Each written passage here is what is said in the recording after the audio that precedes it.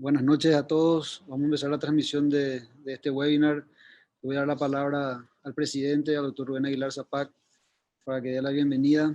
Y luego hablará el doctor Cristian Armele, que es el coordinador. Y vamos a escuchar 3 casos muy interesantes. Doctor Rubén, buenas noches. Adelante. Buenas noches, doctor Andrada. Buenas noches, doctor Armele. Gracias por ayudarnos en este webinar y a todos los que participaron en la organización. Es el primer webinar de presentación de casos clínicos que nos toca a esta comisión directiva. Estamos entusiasmados arrancando de a poco, pero con fuerza, todo el programa de actualización continua de nuestra sociedad. Agradezco a la empresa Vago, a la empresa Codex también y a Albatros por la ayuda de siempre a la hora de poder organizar estas charlas. Quedo atento y adelante, doctor Andrada. Gracias. Doctor Cristian Armele, adelante, por favor. Bueno, buenas noches a todos. Quiero agradecer a la comisión directiva la posibilidad que me dan de participar en la coordinación de este webinar en esta modalidad que en realidad es muy interesante porque, bueno, la presentación de casos clínicos es un poco la presentación de nuestras vivencias y de los casos que de repente nos ponen en una situación de poco frecuente. Y en realidad es necesario y muy útil compartir estas situaciones poco frecuentes en las cuales nos encontramos porque justamente por no presentarse a menudo es importante como insumo para aumentar un poquito el caudal de experiencia de todos y sacar conclusiones que siempre son importantes. Por eso hoy vamos a tener 3 casos clínicos. Vamos a escucharle inicialmente al doctor Brian Pedroso de la primera cátedra de clínica quirúrgica, la sala 10 del Hospital de Clínicas.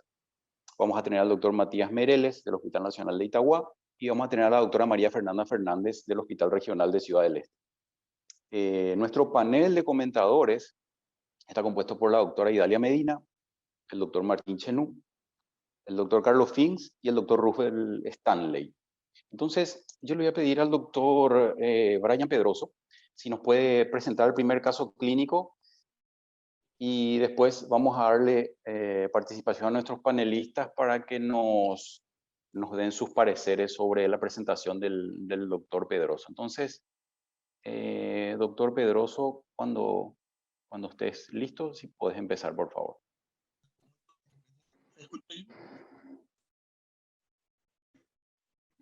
¿Me escuchan todos?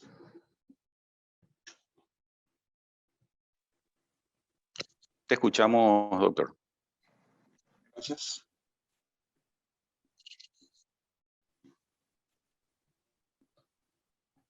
¿Se ve bien? Se ve perfectamente. Bueno, un ratito. Ya.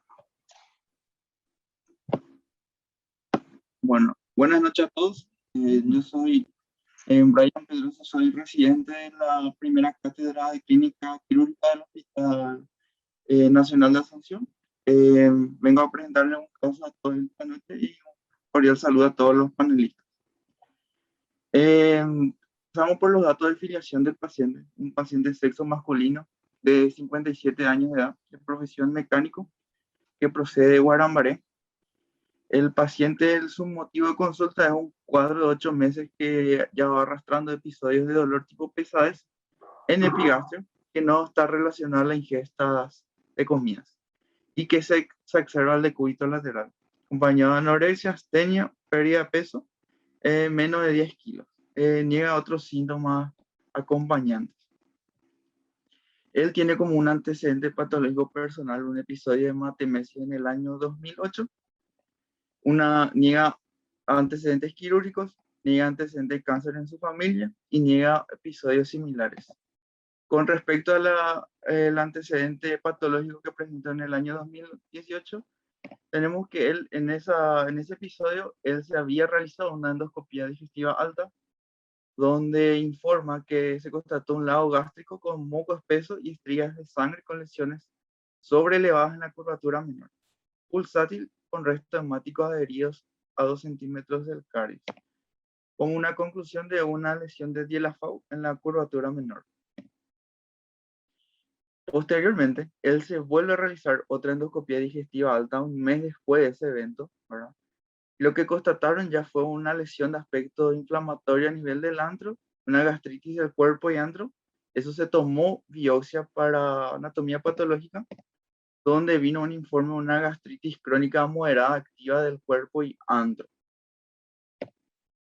Hasta ahí tenemos el diagnóstico de un síndrome doloroso en epigastrio de etiología afiliar.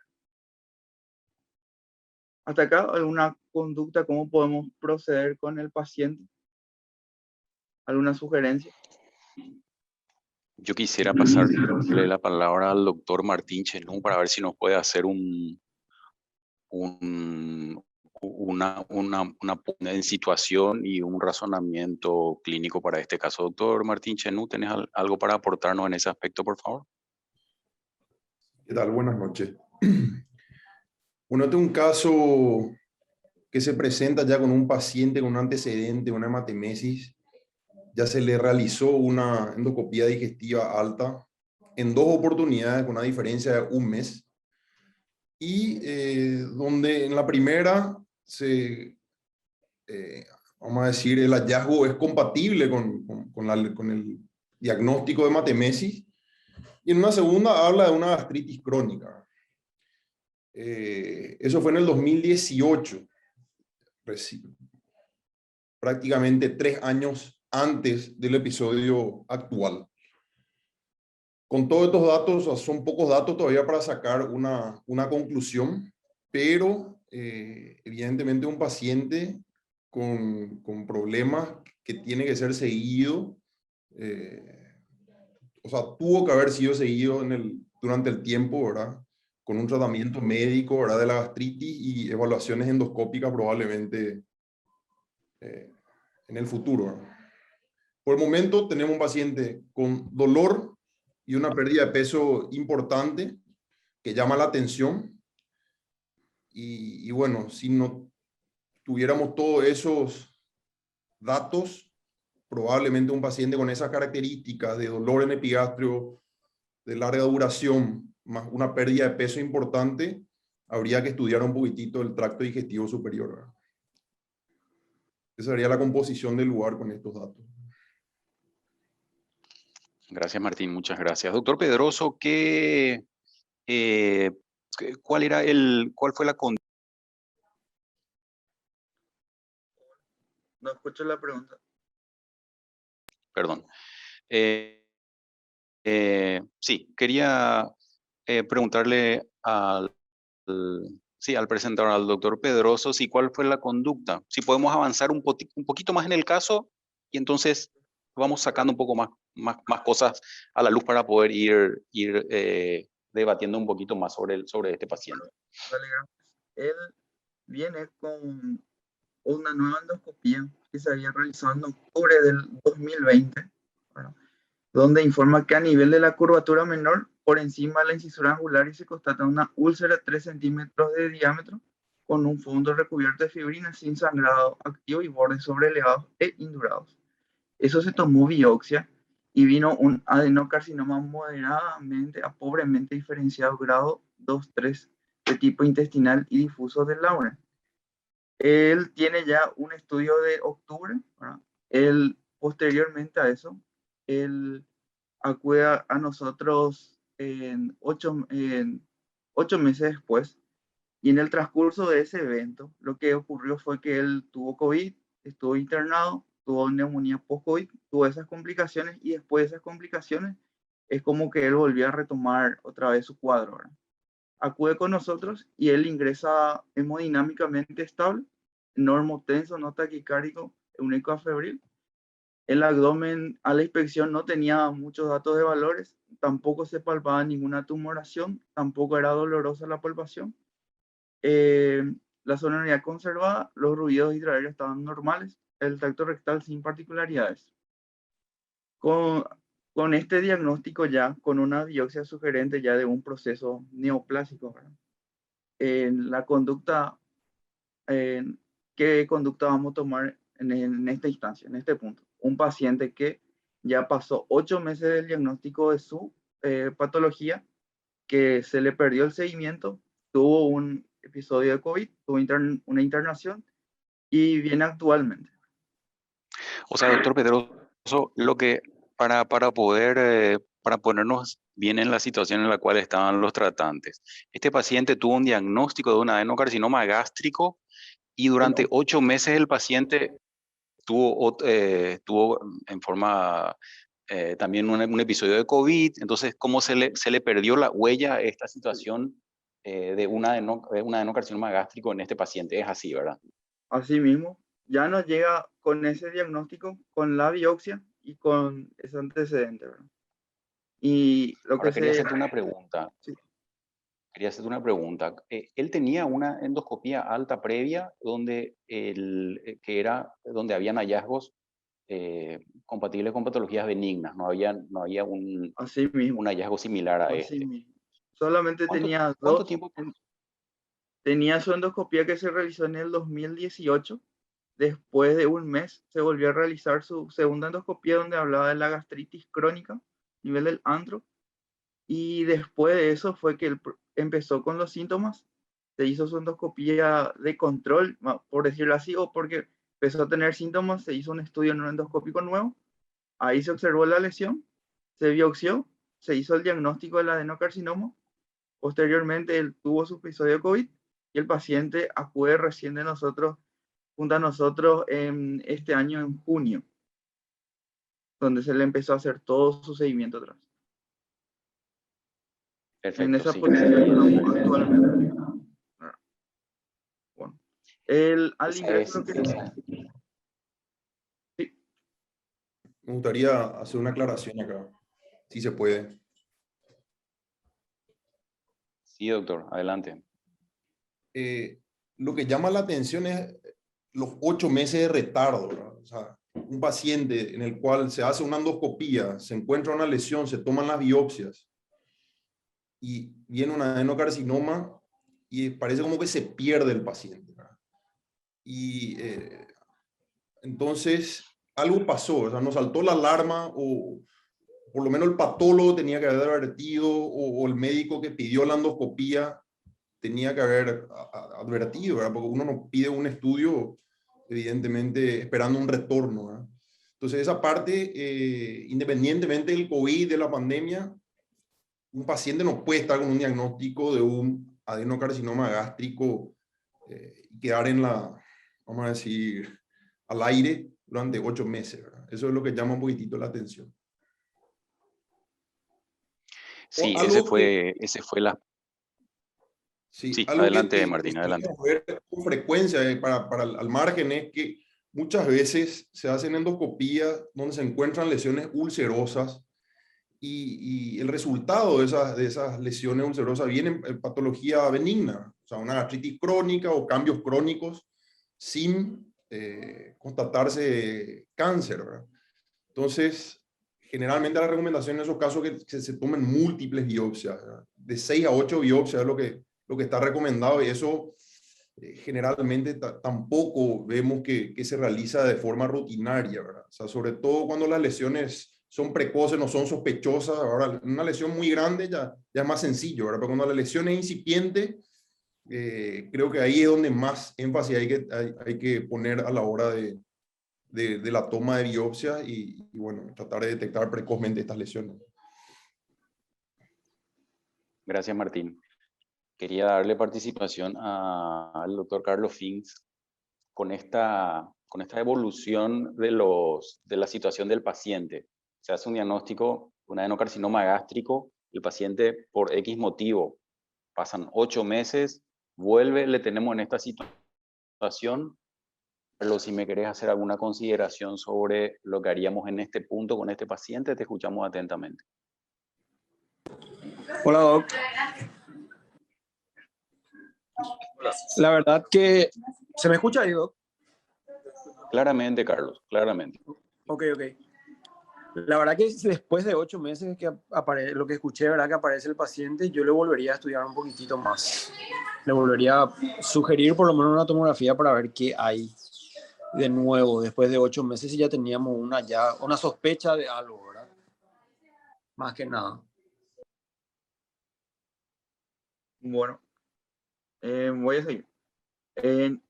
Al ingreso se le solicitó laboratorios donde glóbulos blancos estaban en rango, su perfil proteico estaba en rango, una albúmina 4.2, una prealbúmina 24, se les solicitó marcadores tumorales, un CA19-9 también estaba en rango, el CA es de 2 para un valor normal de 5 y la proteína total es de 6.8.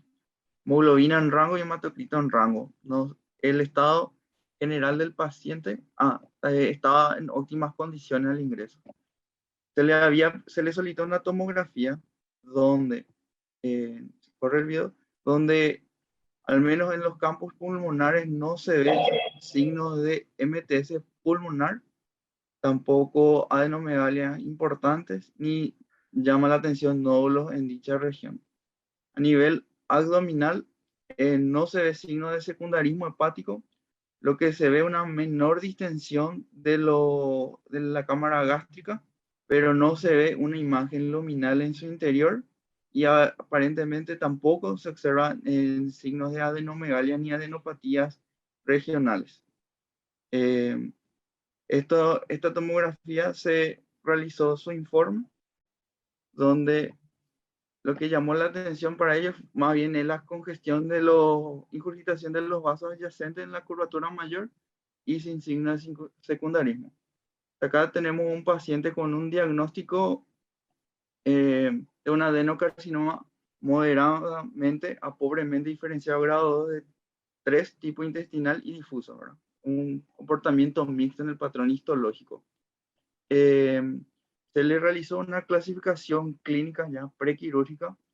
El paciente está en un estadio, está en un T2, N0, M0, sería un estadio 1, siguiendo lo que es el manual de la AJCC en su 8ª edición.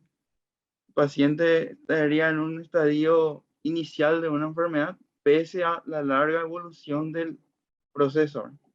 Arrastró 8 meses, pero aparentemente no hay signos de metástasis ganglionar ni metástasis a distancia. Se realizó una evaluación por oncología, donde ellos no indican una terapia neoadyuvante, donde ellos sugieren la conducta quirúrgica. Y acá tenemos que discernir el plan quirúrgico con este paciente. Cedo la palabra a los... Sí, quería hacer la siguiente pregunta. Ya a este punto no consideraron hacerlo en una endoscopía. Pasaron 8 meses, pero quedaron copia inicial. No se realizó una nueva endoscopía, no se realizó una ecoendoscopía también, que está como, que es mucho más sensible que una tomografía, en este caso para la sensibilidad y especificidad de la lesión, justamente, ya que la tomografía tampoco arrojó datos, no aportó mucho al diagnóstico. Sí, para poder estadificar y estar en un estadio 1, pero más de eso no. Quedamos. Acá en el chat, el doctor Alejandro Jiménez nos dice ecoendoscopía, a ver si hay clivaje con el tronco celíaco. Como observación, ¿verdad? Ustedes no consideraron, o sea, la conducta del staff que le trató llegó hasta estos auxiliares de diagnóstico y ya planteó la cirugía para el paciente, ¿verdad? Y asumo que claramente veían que no. Por la disponibilidad no contamos nuestro servicio con ese estudio, ¿verdad? Y la disponibilidad económica del paciente. Entonces se optó por ir a un plan quirúrgico y no se realizó la endoscopía. A mí me gustaría preguntarle al doctor, bueno, dice el doctor Alejandro Jiménez, pero que habría que hacer la ecoendoscopía. Sí. A ver un poquito. Me gustaría pasarle un poquito la palabra al doctor Stanley para preguntarle alguna consideración sobre este punto en particular. si dejamos el estudio del paciente hasta este punto y pasamos a una cirugía, considerando que, bueno, en realidad la econdoscopía sabemos que no está a disposición de todos ni en todos los servicios, entonces chocamos un poco con esa dificultad, pero en términos generales, ¿qué consideración nos puede hacer con este paciente? Doctor Stanley, te queremos escuchar a ver qué nos querés aportar con respecto a este paciente y a este punto. ¿Algún auxiliar de diagnóstico más Sí, o ya directamente le llevamos a la cirugía? buenas noches. Antes que nada, llama bastante la atención la evolución con ese informe anatomopatológico, la evolución en 8 meses de un tumor gástrico. Antes que nada, eso llama bastante la atención, que no haya evolucionado, que no haya pasado de un estadio 1. Por otro lado, sería bueno haber tenido una tomografía en aquella primera consulta del paciente o en aquella primera evaluación del paciente. Entiendo que por motivos externos y su patología respiratoria no se pudo hacer, ¿verdad? Entonces podríamos tener un panorama más claro comparando ambas tomografías, porque no deja de llamar la atención la evolución bastante benigna de este paciente con esa histología. Y bueno, yo creo que al tener esa tomografía, el plan quirúrgico, como se plantea la interrogante ahora, ya iría a una gastrectomía. Tengo entendido que el patrón histológico es mixto, entonces se optaría por una gastrectomía total. Así mismo. Sobre el punto... Con vaciamiento ganglionario 2. Sí, le escucho. Él, como él tuvo su internación por COVID, él se hizo una tomografía donde tenía ese patrón esmerilado y en el estómago no había ninguna imagen sugerente ni tampoco adenomales. Entonces, como no fue de valor ese estudio, se le volvió a repetir al ingreso y el informe fue prácticamente el mismo, ¿verdad? Por eso no tuvo más en la presentación, ¿verdad? Excelente. Pero gracias por la aclaración. Para aclararnos. Bueno, el plan quirúrgico con él fue una gastrectomía total, más una linfadenectomía de 2, más reconstrucción en I de Rux, con sutura mecánica, más colocación de drenaje ofrecida a la anastomosis esófago-yeyunal, más colocación de drenaje multilumen ofrecida a la anastomosis. Y se hizo una... Doctor Pedroso, un segundo, doctor Pedroso. Dame un segundito porque antes de llegar a este punto de esta cirugía que planificaron muy bien, por lo que veo, quiero hacer algunas observaciones que estamos viendo en la parte de preguntas y respuestas de nuestros amigos que están participando. Por un lado preguntan si no hay fotos de la endoscopía. Sí, no. Asumo que no hay, por eso no nos compartieron. Y bueno, y acá el doctor Hugo Gómez Fernández, un poquito la misma inquietud que me nacía a mí. Pasados 8 meses, uno diría, bueno, quiero mirar de vuelta dentro del estómago para ver cómo está eso, ¿verdad? Eso que hace 8 meses estuvo de una manera, quizás algún cambio puede haber y puede ser útil justamente para hacer nuestra estrategia quirúrgica. Entonces, concretamente, el doctor Hugo Gómez Fernández sugiere que habiendo pasado tanto tiempo entre la primera endoscopía, o sea, en la endoscopía diagnóstica y el momento en el cual vuelve el paciente, que son 8 meses después, sugeriría también repetir la endoscopía. Sí, también tenemos la opinión del doctor Severiano Barbosa, que dice EDA nueva para ubicar la lesión, utilizar índigo carmín para delimitar biopsias y lesión, y biopsiar lesión y área sana. Pues no quería dejar pasar esto, bueno, porque es importante también lo que nos están diciendo. Entonces, con respecto a la ecoendoscopía, y otra pregunta, resonancia magnética. No sé si suelen usar resonancia magnética o si suelen indicar en la sala 10 resonancia magnética en estos pacientes. Generalmente en estos pacientes no. En otro tipo de patologías tumorales sí, pero en este tipo de neoplasias no. La resonancia no solemos aplicar. Más bien nos basamos en la endoscopía, la tomografía. Ya. Bueno, quiero, se dice las damas primero, pero bueno, lastimosamente a la doctora le vamos a hacer participar. Espero su participación, por más que sea la última de los 4, estoy seguro que va a ser la más importante, doctora Idalia. Así que quiero, como estás tengo entendido, mucho tiempo en Ciudad del Este, me gustaría tu razonamiento sobre la utilización de estos auxiliares de diagnóstico que incluso en la capital son de difícil disponibilidad. La econdoscopía, la resonancia magnética. ¿Cómo manejarías este paciente? En pocas, resumidas palabras, conociendo más o menos el camino diagnóstico que tuvo. Doctora Idalia, te escuchamos en tus comentarios, por favor. Hola, ¿qué tal? Muy buenas noches a todos. Excelente la presentación del doctor.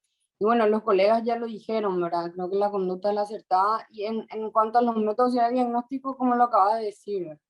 Imagínate si ustedes ahí en la capital tienen inconvenientes en realizar una endoscopía, lo que somos nosotros acá, ¿verdad? Pero sí accedemos obviamente a la resonancia. Alguna vez la resonancia magnética inclusive te da mayor panorama también sobre estos tumores, ¿verdad? Y hoy en día se utiliza bastante también conjuntamente con la econdoscopía, ¿verdad? Sí tenemos, en cuanto a la resonancia magnética, sí tenemos acceso de forma privada, pero siempre tratamos de ver también la parte social, ¿verdad? Y lo solemos realizar en estos casos también, que en realidad somos manejados ya por los colegas cirujanos oncólogos que tenemos en el servicio, ¿verdad? Entonces tratamos de manejarlo de forma multidisciplinaria estos pacientes.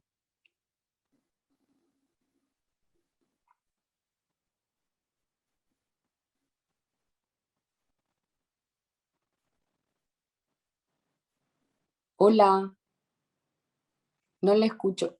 El micrófono, Cristian. Perdón, sí, perdón. Sí, yo. No, estaba leyendo lo que le hicieron al paciente, pero viendo esta imagen, quería preguntarte, doctor Pedroso, entonces, la ubicación exacta de esta lesión en el estómago, ¿en qué porción del estómago era, si nos podés recordar? Estaba en la curvatura menor, cara posterior, cuerpo. Cuerpo gástrico. Por Ya. encima de la fisura Ok. Ok.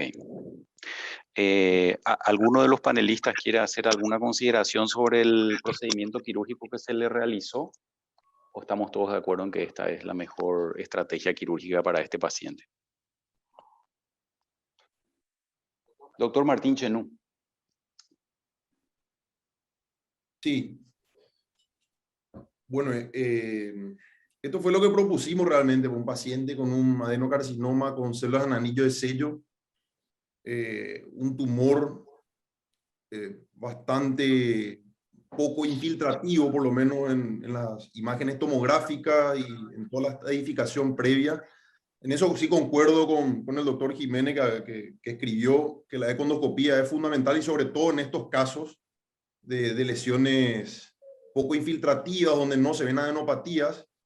Diferente hubiese sido si, por ejemplo, ya era un paciente con metástasis o con lesiones, ganglios visibles en la tomografía. Entonces, tal vez en esos casos la econdoscopía no nos ayude poco, ¿verdad? Pero para estos casos precoces, o sea, no precoces, pero con poca infiltración, sí es fundamental la econdoscopía, que puede cambiar la estadificación preoperatoria y por ende el tratamiento. En ese caso, si los ganglios están comprometidos en el preoperatorio, el paciente iría a un tratamiento neoadyuvante previo. Entonces, y desde el punto de vista quirúrgico, esto es lo que le planteamos. Ahora, si me permití, doctor Armelle, otra de las preguntas fue, ¿por qué no realizar una nueva endoscopía? Me parece interesante ese punto. Y no sé si hay alguien más que quiera discutir este tema de por qué no se le realizó una nueva endoscopía y en qué cambiaría una nueva endoscopía en un paciente en el cual uno ya tiene un diagnóstico de certeza. ¿Por qué le pediría una nueva endoscopía? Y el diagnóstico anatomopatológico ya está hecho. Yo creo que esta es una situación atípica con el tema del COVID, el tiempo que pasa entre los pacientes se pierden o se perdieron por varios meses, algunos incluso giraron todo un año y aparecen después. En lo personal, si de ser posible, le haría de vuelta solamente para tener una información más actualizada. Simplemente por eso, ¿verdad? Es una situación atípica, porque de hecho este paciente, hecho el diagnóstico anatomopatológico, tenía que pasar a una estadificación preoperatoria y someterse a esta cirugía que le realizaron, ¿verdad? Es simplemente para ver la situación actual del paciente, tener una información un poquito más reciente. Sí, el doctor Osmar Verón nos dice para el manejo nutricional de este paciente colocar una sonda nasoyeyunal más allá de las anastomosis para el manejo nutricional. Le agregaría a esto que se hizo en la sala 10, ¿verdad? No sé cómo manejaron la parte nutricional del paciente. Es una buena pregunta aprovechando lo que nos introdujo el doctor Osmar Verón. El estado nutricional del paciente era óptimo, entonces no se quiso aprovechar más tiempo con el paciente, como estaba su proteína total en rango, su albúmina, inclusive la albúmina estaba en rango. Entonces, eso también nos inclinó más hacia ir a hacer la conducta quirúrgica y no esperar más, ¿verdad? Aparte de eso, cabe mencionar que al paciente no está nomás listo ahí. El plan quirúrgico se colocó una sonda nasoyeyunal en intraoperatoria. Tengo algunos slides ya de esto. Acá a nivel del pie, la confección del pie de la anastomosis y de Rux, ahí se ve una zona que estoy señalando con el puntero, el pasaje de la zona nasoyeyunal a través de él para su alimentación enteral, ¿verdad? Que sí se realizó en dicho acto quirúrgico. Y se le inició su nutrición en su primer día operatorio, se inició su nutrición enteral. Sí, Sí, claramente, sí. Es lo que el doctor Verón había sugerido justamente y ustedes realizaron esa conducta justamente. El doctor Jiménez nos vuelve a señalar la utilidad de la econdoscopía y bueno, en realidad sí, continuando con lo que dijo el doctor Chenú, es justamente para los casos que no son para los estadios iniciales, digamos, es donde le encontramos más utilidad porque nos ayuda a afinar la estadificación prequirúrgica. Yo creo que en condiciones ideales todos, si tuviésemos disponibilidad en los servicios, le haríamos una econdoscopía a este tipo de tumores. Pero yo no le indicaría la econdoscopía antes de pedir justamente una nueva endoscopía para ubicarme con una información o sea, englobaríamos todo, ¿verdad? Una nueva endoscopía y aprovechando de hacer una econdoscopía, sería más o menos cerrando el razonamiento, ¿verdad? Entonces tendríamos una información un poquito más fresca. Bueno, doctor Pedroso, el doctor Aguilar Zapac dice, ¿qué grupos ganglionares? Ay, se me fue la imagen. Sí, a ver un poquito. ¿Qué grupos ganglionares resecaron? Dice. En el ¿Qué informe grupos ganglionares al final resecaron? Nos pregunta el doctor Aguilar Zapac. Voy a ir adelantando, ¿verdad? En la cirugía, esta es la macroscopía de la pieza operatoria, ¿verdad? En su configuración externa, donde se ven el estómago, donde no hay signos macroscópicos de tumor, y todo lo que es el epiplón mayor y el menor, ¿verdad? Y se hizo la apertura de la pieza y en el interior sí se observa la lesión de aspecto vegetante, que es en relación a la tumoración, se ve el aspecto de la gastritis crónica asociada y la pérdida de los pliegues, ¿verdad? Y la lesión medía 4.2 centímetros. Cuanto a la anatomía patológica, los márgenes quirúrgicos no había evidencia de neoplasia. Se constataron ganglios linfáticos periesofágicos pericardiales, 10, sin signos de neoplasias, ganglios linfáticos a nivel de la curvatura mayor, 17 y menor, 11, tampoco tenían signos de neoplasias, y se hizo el nódulo en el tronco celíaco, que eran 3 ganglios, sin signos de neoplasia. Y ahí eso abarcaría lo que es una resección ganglionar de 2, ¿verdad? Siguiendo el diagnóstico, fue un adenocarcinoma ulcerado infiltrante moderado a pobremente diferenciado. en el 90% y difuso en el 10%, ¿verdad? Y en la anatomía patológica menciona que la neoplasia infiltra hasta la muscular a 2 centímetros de la serosa. Y estaríamos en un estadio patológico de un T2N0M0, que sería un PT2N0M0, siguiéndolo a la guía de la AJCC en su octava edición. Después, alguna revisión sobre el tema de la disección ganglionar, ya que estamos tocando el tema, ¿verdad? La nueva guía de la NSCCN de este año, del 2021, habla que los grupos ganglionares que hay que resecar son el de 1 y de 2 hay que resecar al menos 16 ganglios linfáticos, que con relación a esta intervención se logró eso, ¿verdad? Se llegó a más de 30 ganglios linfáticos inclusive, ¿verdad? En una disección de 1 implica siempre una gastrectomía más una resección del epiplón mayor y menor y los ganglios que están en relación al estómago, que va desde el cardias, derecho e izquierdo, curvatura menor y mayor, suprapíloro, arteria gástrica derecha y la área infrapilórica. Y la disección de 2 es la suma de D1 y con relación a una disección de una arteria gástrica izquierda, de los nódulos de la arteria gástrica izquierda, arteria hepática común, la arteria del tronco celíaco y la esplénica. El paciente salió extubado sin requerimiento de noradrenalina, con buena recuperación de la sedación y pasó a terapia. Y en su primer día postoperatorio ya inició su nutrición enteral a 35 ml hora. Estuvo 2 días ahí. En su evolución por sala, él estuvo hemodinámicamente estable y en su tercer día postoperatorio el paciente se autorretira su sonda nasoyeyunal, por lo que se le solicitó un esófago yeyunograma, donde podemos ver que a través del paso del contraste no se constata ningún signo de fuga a nivel de la anastomosis esófago-yeyunal ni a nivel del pie de la anastomosis y de Rux, ¿verdad?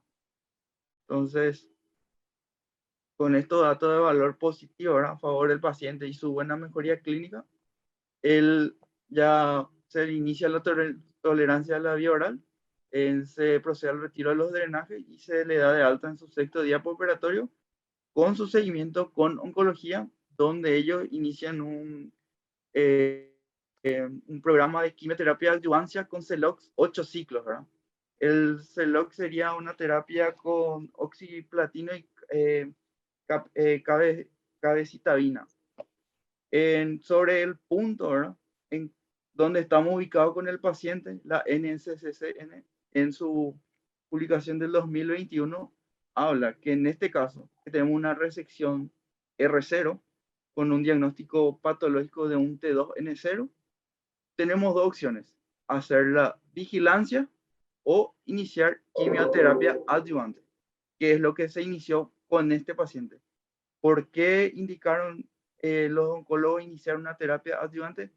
Por el periodo de evolución del paciente, que estuvo 8 meses sin tratamiento, que tuvo el 10% un patrón de células anillo en sello.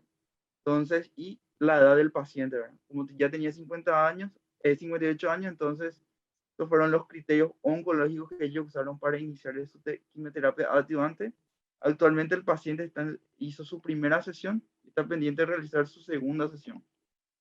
Y esta es una foto de la pieza macroscópica y eso es todo lo que queríamos compartirles de la cirugía realizada en el servicio. Bueno, gracias, doctor Pedroso.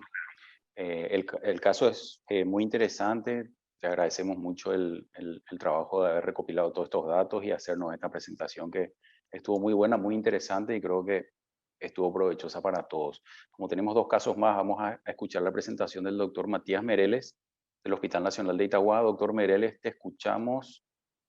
Cuando estés dispuesto, puedes arrancar, por favor. Buenas noches, ¿me escuchan? Claramente, doctor.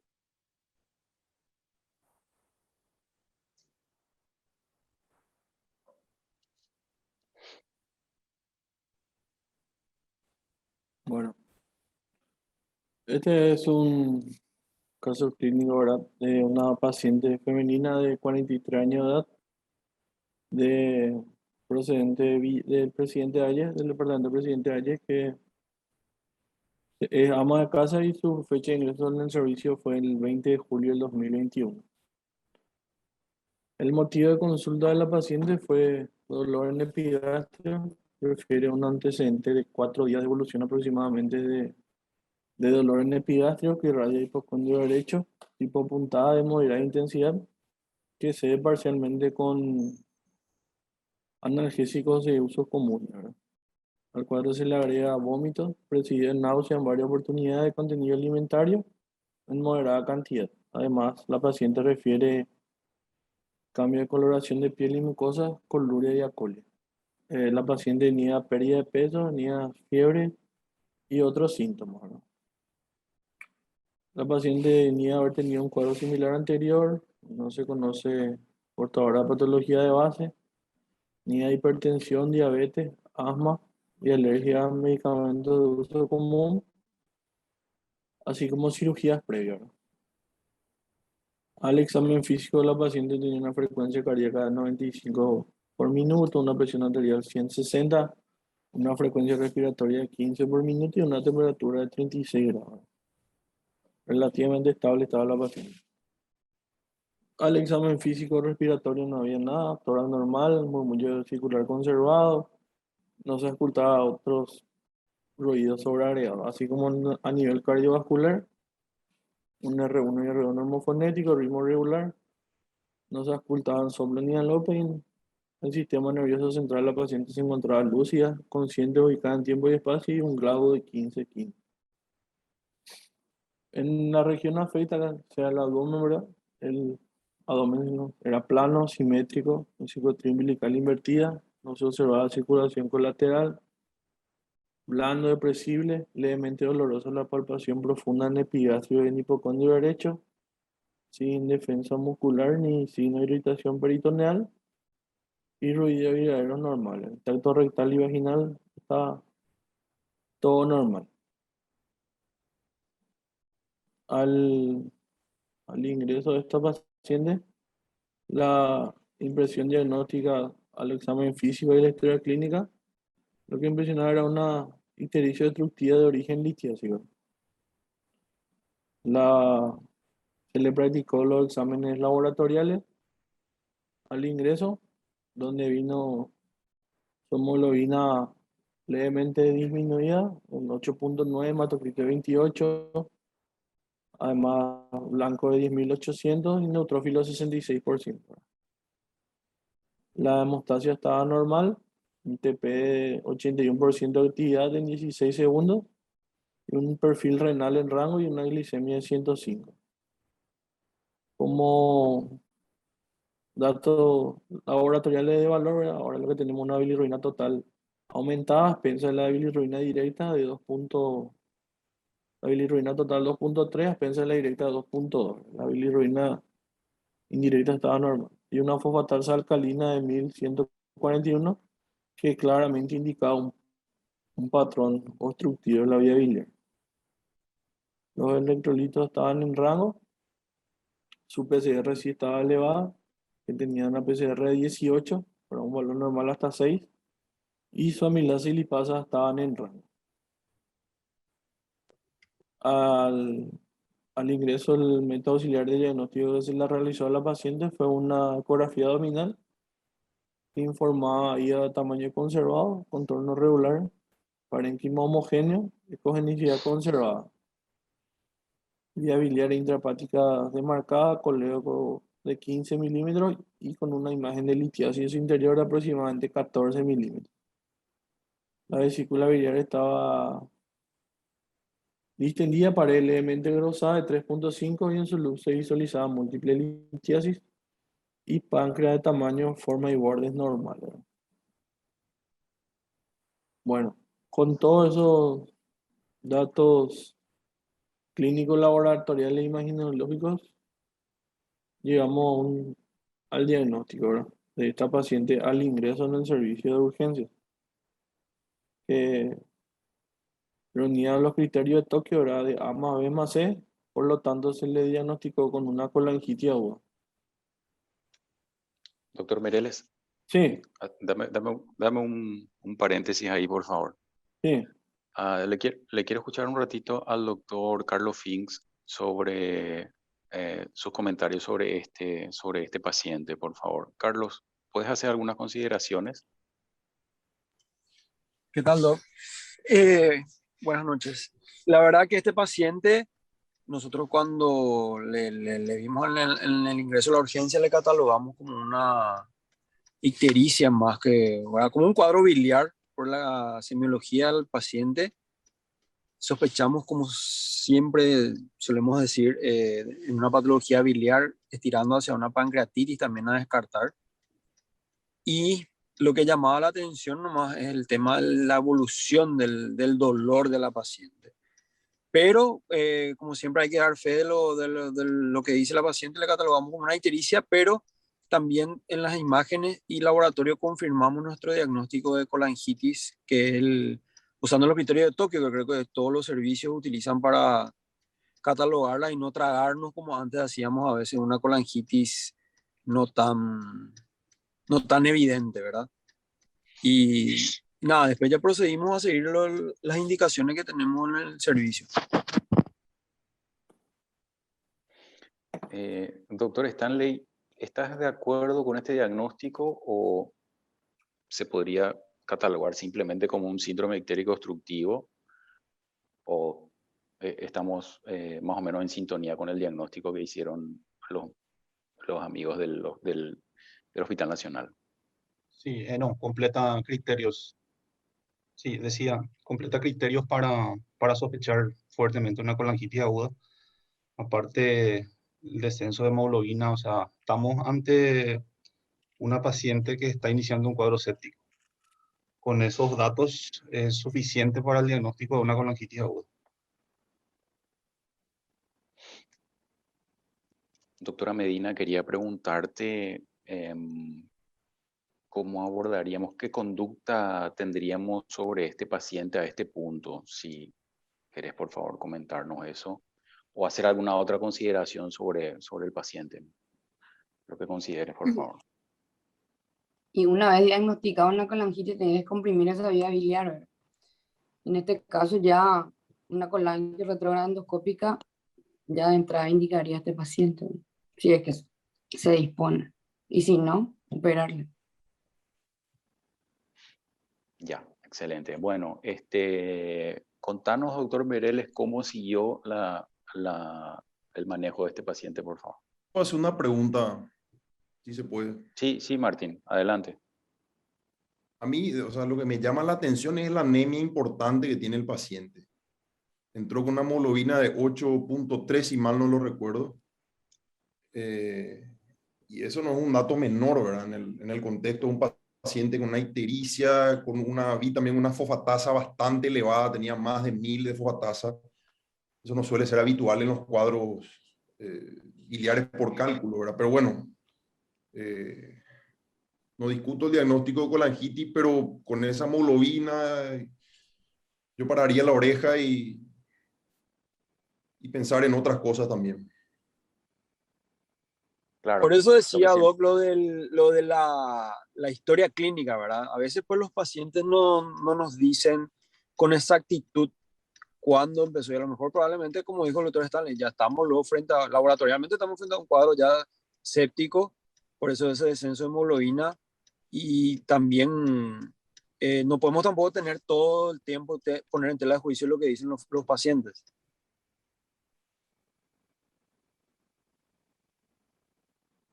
Bueno, entonces, ¿cómo se manejó el paciente, doctor Mereles? Por favor, contanos un poquito. Sí, doctor, con ese diagnóstico y debido a que los pacientes se encontraban, como se dice, en un cuadro séptico y lo más importante era descomprimir la vía biliar, como tratamiento se indicó una CEPRA, una colangiopancreato retrógrada endoscópica, que se la realizó acá en el servicio de endoscopía del hospital, ¿verdad? Eso vino Este es su informe, ¿verdad? Eso se hizo al segundo día de la paciente que haya ingresado. Y lo que se hizo fue una cateterización selectiva y contractación de la vía biliar, papilotomía, una colocación de stent biliar de 10 French por 10 centímetros, debido a la desproporción entre el cálculo y el colédoco. Buen drenaje del contraste. O sea, como conclusión informa un colédoco de 20 milímetros con una imagen de defecto relleno en su interior de aproximadamente 22 milímetros, una colocación de stent biliar debido a la desproporción entre el cálculo y el colédoco, salida de bilis clara, buen contraste, y el servicio de endoscopía sugiere una resolución endoscópica, una resolución quirúrgica, perdón, del, de la coledocolitiasis que presenta esta paciente, ¿verdad? Sí, tradicionalmente el límite de 2 centímetros es el que hace dudar si va a poder ser resuelto por endoscopía. Bueno, doctor, a ver un poquito, al doctor Jiménez, sí, nos sugiere una colangioresonancia, una colangioresonancia. Doctor Carlos Finks, en la experiencia que tiene en el servicio, cálculos mayores de 2 centímetros en el colédoco, no porcentaje, ¿verdad? Pero más o menos, ¿cómo ves la posibilidad de éxito de resolución endoscópica de estos pacientes? Y la verdad que no es muy frecuente la resolución endoscópica.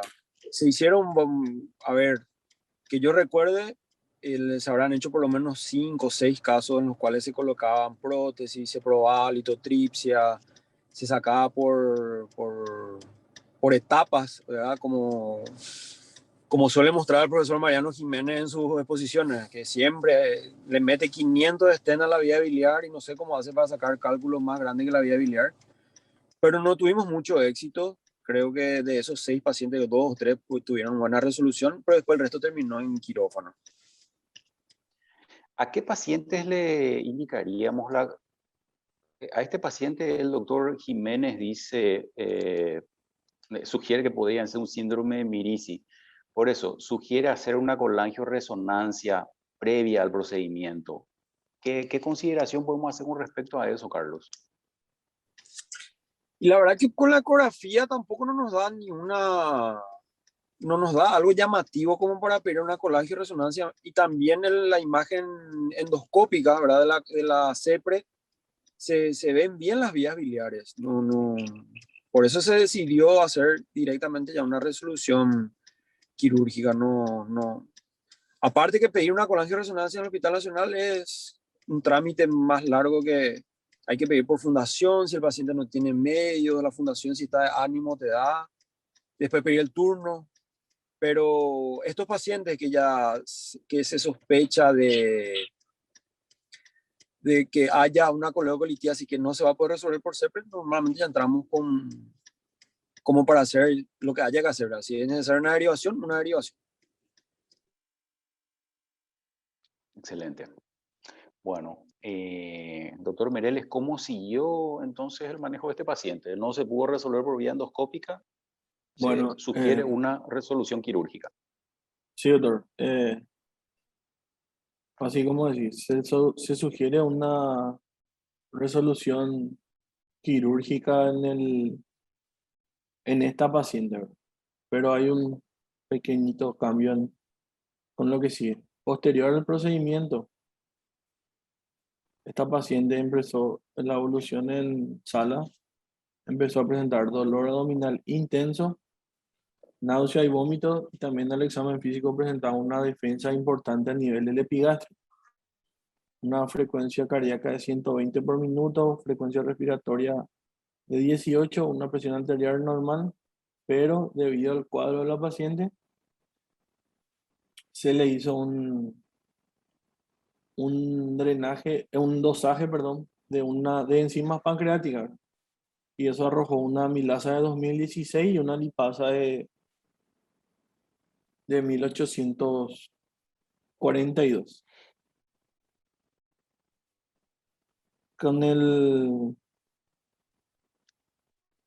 Con eso exámenes laboratoriales, lo que pudimos, o sea, lo que hicimos fue cambiar el diagnóstico ya de el diagnóstico que tenía una coledocolitiasis de resolución quirúrgica, ya es una pancreatitis aguda grave, post-CEPRE, más una coledocolitiasis de resolución quirúrgica.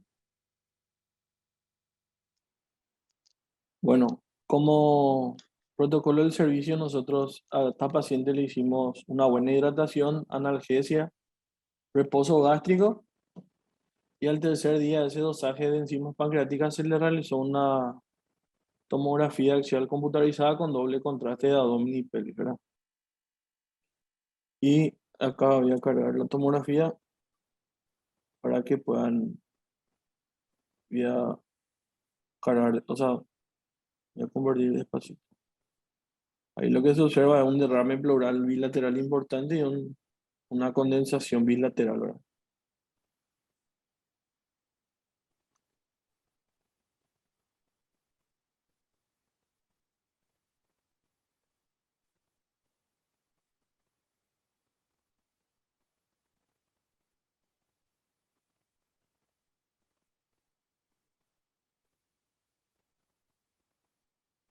Bueno, con esta tomografía, no sé si pudieron observar bien, ¿verdad? Pero ahí voy a ir convirtiendo de a poco.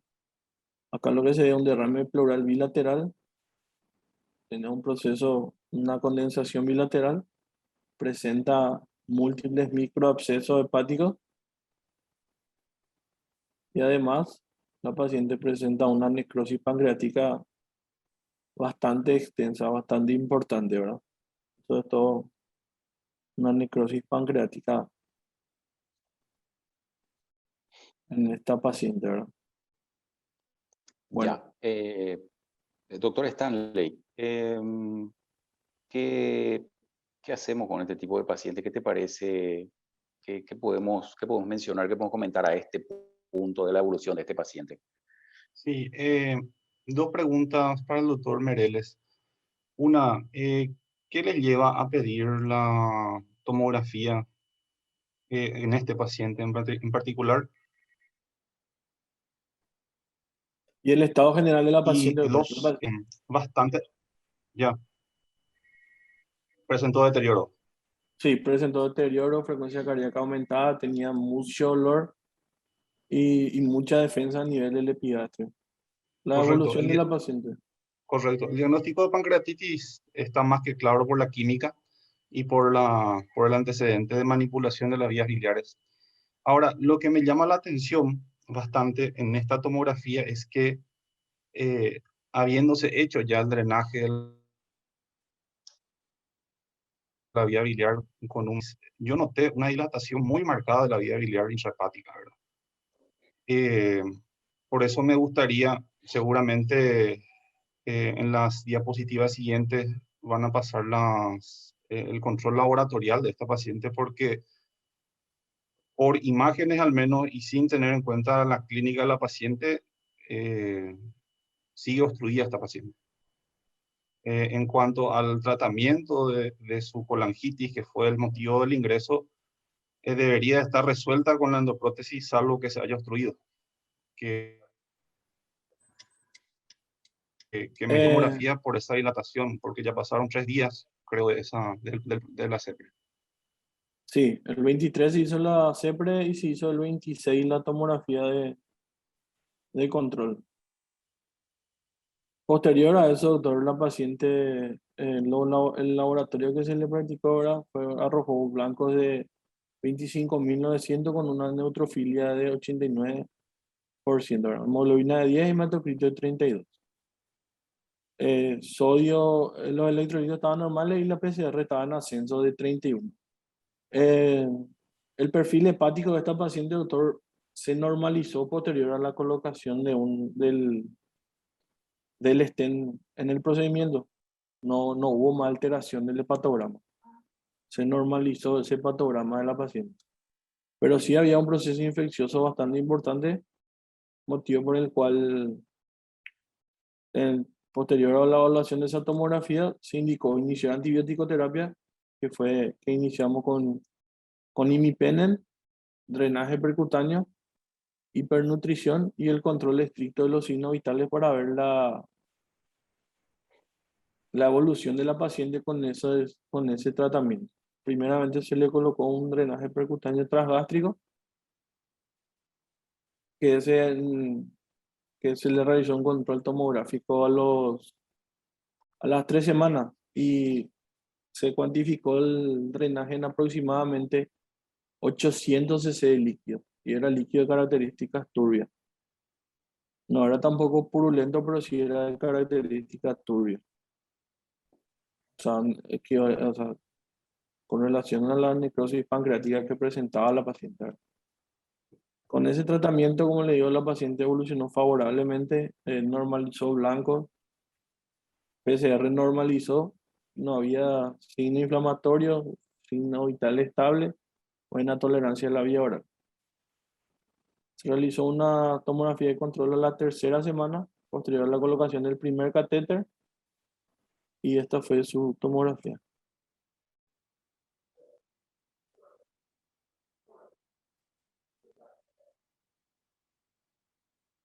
Ahí se observa el catéter y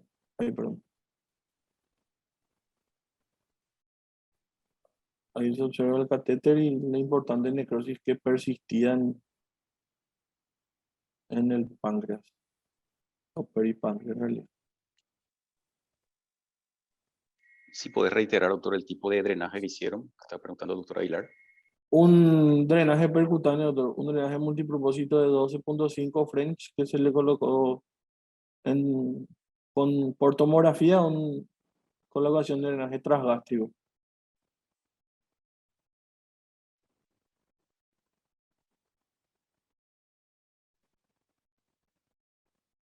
Ahí. Ahí.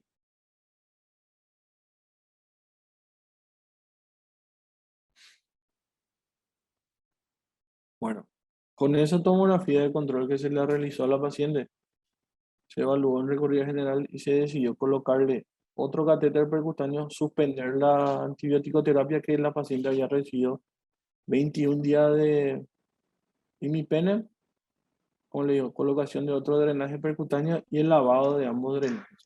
Se le enviaba por un drenaje y se trataba de extraer la necrosis por el otro drenaje. Esta es una tomografía de control posterior a la colocación de su segundo drenaje.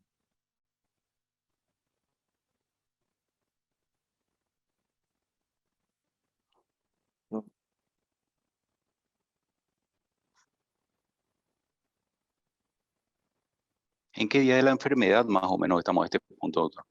Una pregunta. En este día de la enfermedad estamos más o menos en el día 24, doctor, de enfermedad de la pancreatitis. Doctor Chenú.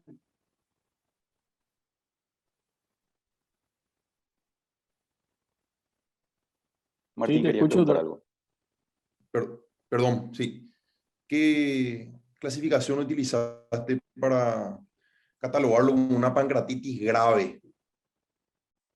Porque tengo entendido que tenía... el paciente tiene una falla orgánica. ¿Cómo, doctor? No escuché bien, entrecortado escuché.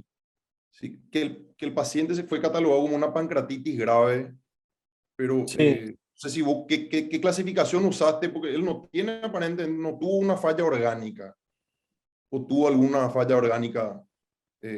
No tuvo una falla orgánica, no tuvo una falla orgánica, doctor, pero tuvo una necrosis pancreática infectada, no una necrosis pancreática estéril. Ahí Por eso hicieron le el catalogamos. diagnóstico. Hicieron el diagnóstico de necrosis pancreática infectada. Sí, doctor, por cómo evolucionó la paciente con blanco en ascenso, taquicardia, taquipnea, PCR en ascenso que no mejoraba. Porque esos signos que vos estás mencionando se ven en las CIRS, ¿verdad? Se ven en el proceso mismo de la pancreatitis, ¿verdad? Sí, doctor, sí, entiendo, pero esa paciente ya pasó el periodo de CIR. Esta paciente ya se encontraba en su 10º día de internación aproximadamente. Pero la pancreatitis, ¿ustedes la atribuyeron a una pancreatitis ya tenía antes o una pancreatitis posterior a la endoscopia? Una pancreatitis post-CEPRE. Una Y por pancreatitis eso posterior a la normalmente la CEPRE. pancreatitis post-CEPRE, creo que es más que sabido en muchos servicios que se le cataloga de grave por la manipulación que hay de la vía biliar y del conjunto de Wilson. Bueno, ahí podemos discrepar, pero independientemente de eso, está bien. Si hicieron el diagnóstico de una necrosis infectada, los drenajes estarían bien, ¿verdad? Solo que una colección tan aguda en tan poco tiempo, o sea, no vas a tener mucha pared, ¿verdad? Eso es lo que llama. Generalmente los drenajes los hacemos después de las 4 semanas, ¿verdad? Pero bueno, una pancreatitis infectada de 3 días, un caso interesante realmente. Y sí, doctor, pero tenía abundante necrosis, se le colocó el catéter y no o sea, repito que aproximadamente 800 cc de líquido turbio. Y lo que sí llama la atención también es las vías biliares muy dilatadas intra y extrahepáticas. Sí, les quería dar participación a la gente que nos está escribiendo. El doctor Yanni pregunta el dosaje de procalcitonina como elemento para monitorizar la parte infecciosa. ¿Se maneja eso en el servicio, doctor Mereles? ¿Se le dosó procalcitonina? En realidad, doctor, manejamos en el servicio el dosaje de procalcitonina, pero con el tema de la pandemia o del COVID, se dio prioridad a los pacientes internados en la UCIR y no otros pacientes. Antes, previo a la pandemia, sí, teníamos dosaje de procalcitonina, pero ahora mismo en el hospital no, por el tema de la pandemia. Y lo que ya nos preguntaron más de una vez es, ¿se cultivó el líquido del drenaje? Del primer drenaje, nos pregunta el doctor Andrada. Sí, se cultivó y vino gran negativo. Sensible o sea, se aisló coco gran negativo y sensible a imipena, ¿verdad? Que en teoría estaba cubierto el foco. Bueno, el caso es muy interesante realmente. Pero me gustaría, Matías, por favor, que avances y porque como tenemos un Sí, caso doctor. más, entonces para darle el Sí. tiempo, por favor. Sí. Bueno, se hizo el control tomográfico de esta paciente, ¿verdad? Con la colocación de los 2 drenajes y se veía que persistía la colección, ¿verdad?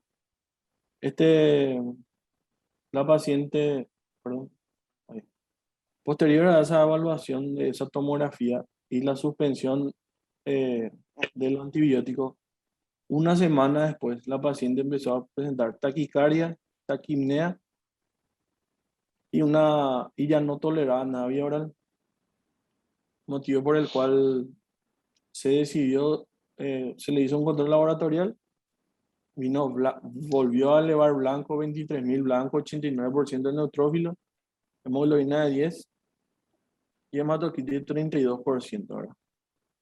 Electrolito en rango y PCR de 23, volvió a elevar, la PCR ya se había normalizado. Debido a eso, a ese retorno laboratorial y con esa tomografía, se presentó al jefe de sala, ¿verdad? Y se decidió la realización de una cirugía de urgencia por una necrosis pancreática infectada. Lo que le hicimos fue una laparotomía exploradora, ¿verdad? O sea, y lo que constatamos fue que le realizó una necrosectomía abierta, más colocación de un drenaje tubular en la celda pancreática, colecistectomía, más coledocotomía, más coledocorrafia, con colocación de tubo de Kerr, más colocación de drenaje multilumen. Primeramente, el plan quirúrgico fue la necrosectomía, ¿verdad? Que era lo más urgente en esta paciente, pero debido a que encontramos relativamente un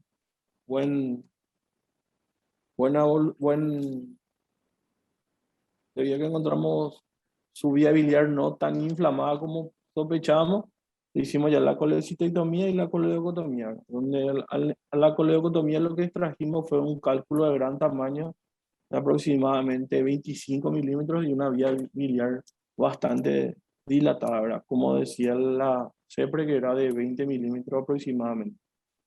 Pero sí tenía la vía biliar distal muy muy estrecha de vía. Eso no se pudo solucionar, ¿verdad? Como le dio el hallazgo operatorio fue una necrosis pancreática importante, una vesícula biliar esclerotrófica, una vía biliar dilatada de aproximadamente 15 milímetros con un cálculo de aproximadamente 15 impactado en la vía biliar distal.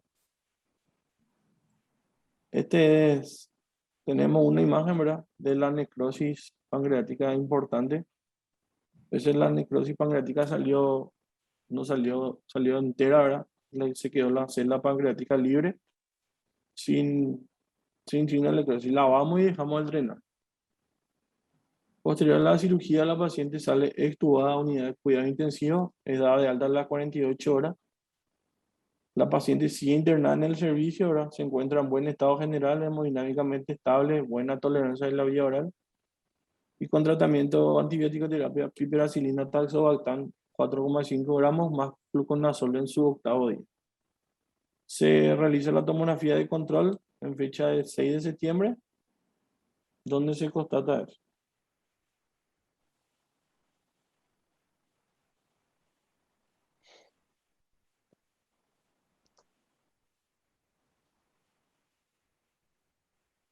Ahí ya no se ve colección, pero abajo tiene todavía una pequeña colección ahí, perdón.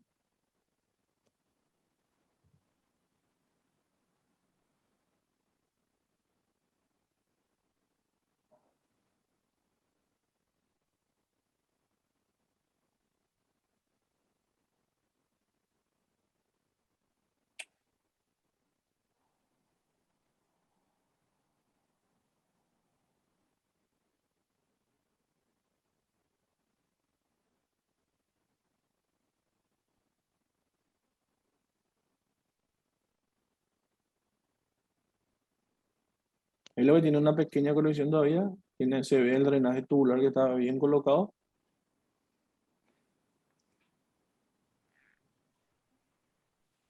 Y como dije, actualmente está continuando antibiótico terapia hasta completar 14 días, lavado del drenaje tubular y un control de un lacolangio de su tubo de Kerr.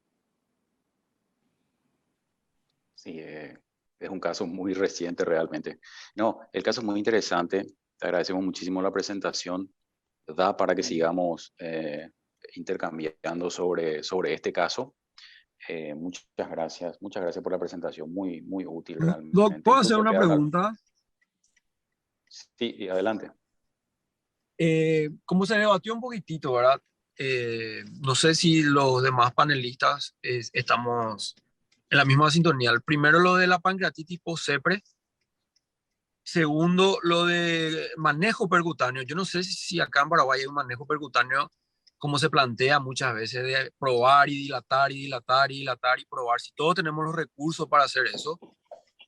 Y tercero, era lo que yo les dije al inicio, ¿verdad? La historia clínica de la paciente en teoría era de días, pero así como se debatió y lo que se encontró intraoperatoriamente, aparenta ser que era de larga data esa epigastralgia que tenía. Probablemente ya era una pancreatitis arrastrada, que por eso al ingreso no tenía amilasa y lipasa y se reactivó posterior a la CEPRE. Es uno de los diagnósticos también que se puede plantear. No sé qué dicen el resto.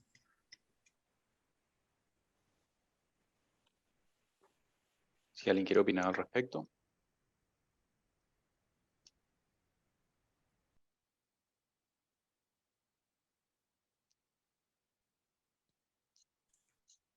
Cristian, ¿será que yo puedo hablar? Bueno, por supuesto, Rubén, adelante.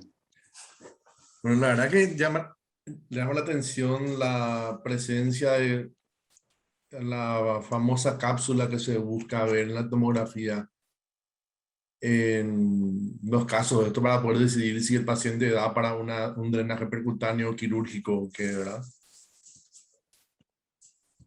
Aparentemente se ve eso y el drenaje percutáneo evidentemente marcó una mejoría de la paciente, ¿verdad?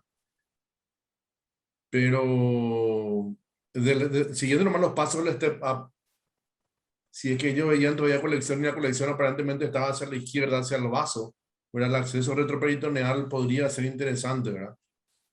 O la dilatación endoscópica en la que hablaba el doctor Jiménez también podría ser interesante, ¿verdad?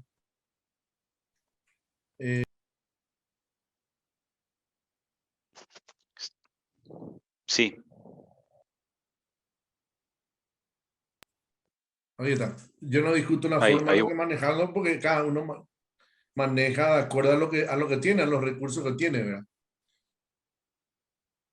Solamente que hay otras alternativas, dilataciones, así como dijo Finn, como dijo Jiménez también. Hay otras alternativas interesantes para la gente entender de que también se pueden ir por otros métodos, incluso la laparoscopía transgástrica, ¿verdad? Para lavar y drenar directamente el estómago con una apertura grande de la cara posterior del estómago es interesante también, tenemos ya muchos casos, ¿verdad? Pero es un caso fantástico en el que tal vez si nos sentamos vamos a morder entre todos y todos vamos a tener la razón, ¿verdad? Le felicito, es sí, un buenísimo porque caso, sí. yo lo que creo es que uno de repente tiene miedo de quedarse sin paciente. Entonces, es como que estamos, sabemos que lo que está claro es el step up approach, ¿verdad? Eso está claro, pero también entiendo que a veces está ese temor de quedarse sin paciente, entonces uno va va up en el approach y va a la laparotomía. Pero sí, es cierto, todo eso es válido y depende mucho de la experiencia de cada servicio, ¿verdad? En realidad esta paciente fue muy marcada la mejoría que tuvo. Eso es lo que a nosotros nos llevó a hacerle una cirugía de urgencia, ¿verdad? Y también que la conexión estaba bastante anterior para poder eventualmente pensar en un VAR, ¿verdad?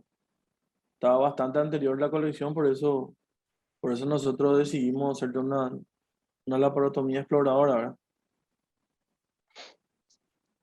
Bueno, lastimosamente tenemos que avanzar porque este caso da para mucho más y realmente es interesantísimo. Yo quiero darle la palabra a la doctora María Fernanda del Hospital Regional de Ciudad del Este, que también nos va a presentar un caso y bueno, doctora, cuando ustedes te escuchamos atentamente, ¿sí? Por favor. Buenas noches, ¿qué tal? Yo quiero presentar un paciente, un caso clínico de un trauma cerrado de abdomen por accidente de motocicleta. Tu pantalla, María Fernanda. Adelante, Sí. doctora. Ahí la jefa ya está. Bueno.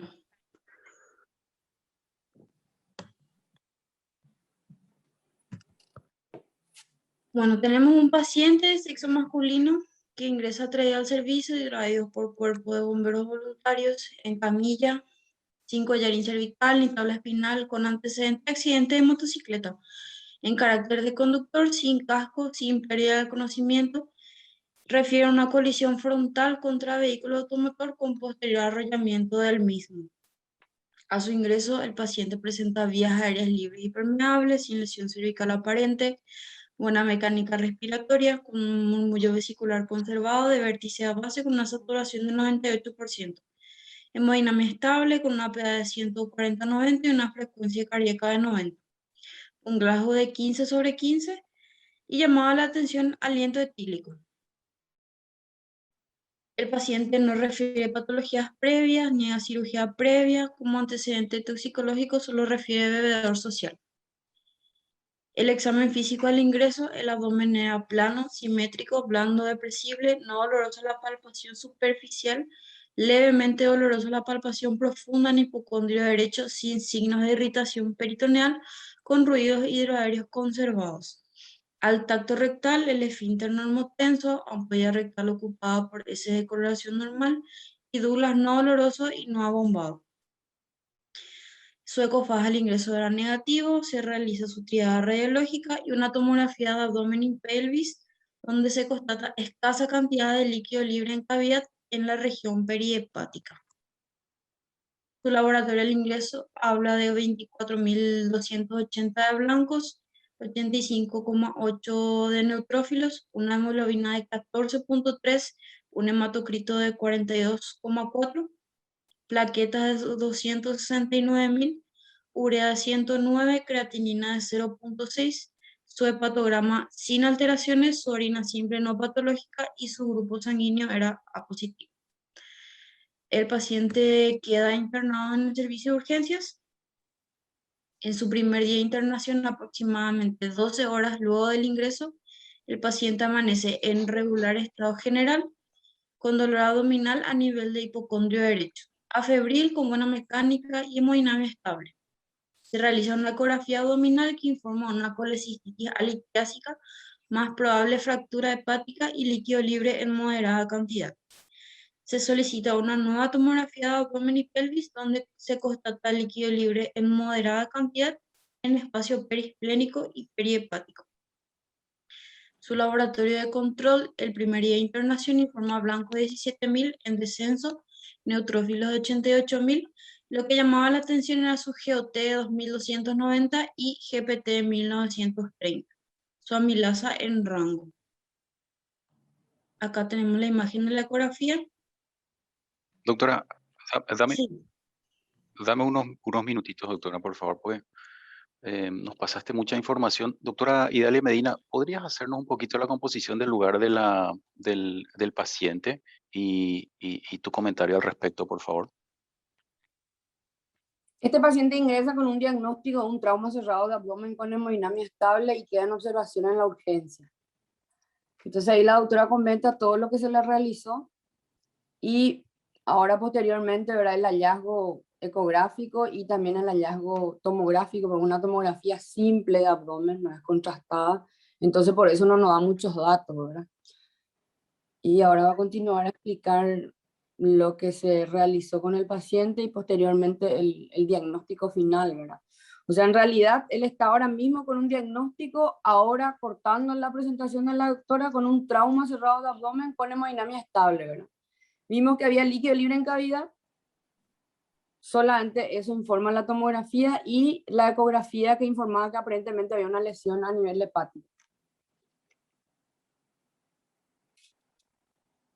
Ya, excelente. Ahí está. Te escuchamos, doctora María Fernanda. Sí. Acá en la tomografía podemos ver líquido libre perisplénico y en fondo del saco de Douglas también. Entonces, el paciente en sus 24 horas post-trauma se reevalúa en recorrida médica y el paciente presenta al examen físico defensa muscular en todos los cuadrantes con signo de irritación peritoneal, por lo que decidimos la conducta quirúrgica. Entramos con un diagnóstico preoperatorio de peritonitis generalizada con una probable lesión esplénica. El hallazgo operatorio, constatamos 1500 cc de hemobilio peritoneo, una lesión hepática grado 4 a nivel del segmento 4, sin sangrado activo y sin gesto quirúrgico. Con un desgarro hepático a nivel del lecho vesicular, una abulsión parcial de la vesícula, por lo que se decide una colecistectomía sin dificultades. Se observa salida de bilis, por lo que se decide realizar la maniobra de Kattelbrach y Kocher, en donde se identifica salida de bilis a nivel de la confluencia de los hepáticos. Constatamos una lesión desgarrante de aproximadamente 2 centímetros que abarcaba el conducto hepático derecho e izquierdo con predominio del derecho. Se constata el colédoco indemne y intentamos pasar una sonda K30 por el conducto cístico. No se pudo, entonces se decide una coledocotomía para introducción de la sonda y una tutorización hacia el hepático derecho. Se realizó una rafia primaria con prolines 5-0 puntos continuos y dejamos un drenaje tubular multifenestrado en el lecho operatorio. Entonces su diagnóstico postoperatorio es un trauma cerrado de abdomen con lesión de vías biliares grado 4. Doctora, a este punto en el trauma es muy importante el mecanismo del trauma mismo. Recordarnos, conociendo ahora las lesiones, cuál fue el mecanismo del trauma, la circunstancia del accidente. Era un motociclista. Él era motociclista, colisión frontal con un automóvil, cae al asfalto y el vehículo pasa sobre él. Él no tenía ningún estigma a nivel de tórax ni abdomen como para presumir alguna lesión más grave, por lo que decidimos su conducta por su hemodinamia estable, por su examen físico, decidimos su tratamiento conservador las primeras 24 horas. Acá vemos la lesión, se ve más el conducto hepático izquierdo, porque la arteria hepática pasa sobre la confluencia, pero ahí se ve más o menos. Ahí ya tenemos tutorizado también la sonda K30. Su evolución clínica postquirúrgica. En las primeras 72 horas el paciente presenta una buena evolución. Su débito por drenaje operatorio era de 100 cc seromático el primer día, el segundo día 100 cc bilioso. Posteriormente empezó a aumentar por el tutor, por la K30 era negativo, y al cuarto día el paciente amanece taquicárdico, taquipneico, con un pico febril, 200 cc de líquido bilioso a nivel del drenaje tubular y 10 cc bilioso a nivel del catéter, la sonda K30. Al examen físico, él presenta dolor en todos los cuadrantes del abdomen con signos de irritación peritoneal. Sí.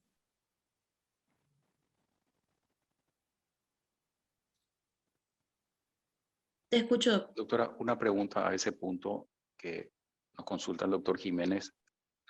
¿Cómo se manejó el drenaje de la vía biliar? Ah, bueno, ahora ya está claro, me pone él. Está, o sea, no está. Perfecto. Te escuchamos con la continuación del caso, sí. Ok. Le realizamos una ecografía abdominal y constatamos abundante líquido libre en cavidad. Entonces se decía una relaparotomía. Algo que no mencioné es que le hicimos una fistulografía el segundo día postoperatorio, en donde habíamos constatado una pequeña fuga de contraste, pero se decide su conducta expectante por el buen estado general del paciente. Al cuarto día, él amanece con signos de irritación peritoneal y decidimos la relaparotomía pensando en una peritonitis biliar. Su laboratorio, nada de valor. Y el hallazgo operatorio, 300 cc de líquido bilioso en pareto cólico derecho, izquierdo, interasas y fondo de saco de Douglas. Se procede a maniobra de Kosher y maniobra de Pringle. A nivel del conducto hepático, observamos una lesión inadvertida puntiforme del conducto hepático derecho. Constatamos fuga de bilis por la misma. Procedimos a reemplazar el tutor por una sonda K33. Hicimos una rafia con prolene otra vez. Dejamos 2 drenajes tubulares multifenestrados a nivel del lecho operatorio que exteriorizamos por el flanco derecho. Su evolución clínica post-relaparotomía. El paciente presenta un pico febril aislado en toda su internación. Él tiene una buena evolución.